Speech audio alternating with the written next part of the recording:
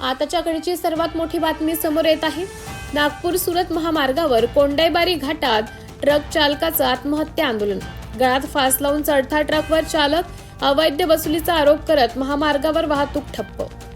नागपूर सुरत राष्ट्रीय महामार्गावरील कोंडाईबारी घाटात नजीक चौकीजवळ महाराष्ट्र पोलिसांनी पैशाची मागणी केल्याचा आरोप करत एक ट्रक चालकाने चक्क आपला ट्रक महामार्गावर आडवा करून ट्रकच्यावर चढून आत्महत्येचा प्रयत्न केल्याची धक्कादायक घटना घडली आहे।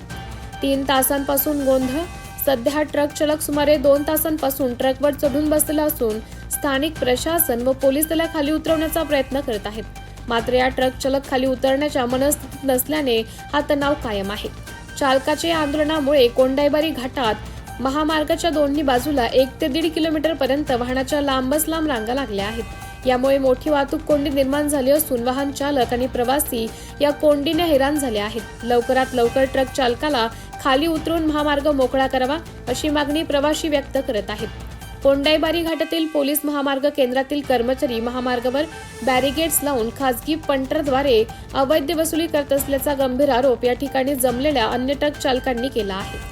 या अवैध वसुलीला कंटाळूनच या चालकाने टोकाचं पाऊल उचलल्याचं बोलले जात आहे।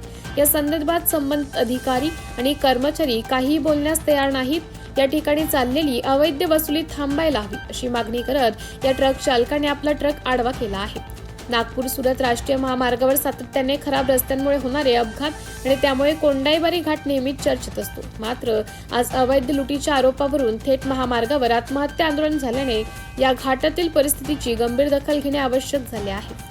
स्थानिक प्रशासनाचे प्रयत्न सुरू असले तरी चालक खाली न उतरल्यामुळे वाहतूक कोंडीची मोठी समस्या बनली आहे। यावर प्रशासन व संबंधित अधिकारी काय भूमिका घेतात याकडे सर्वांचं लक्ष लागून आहे।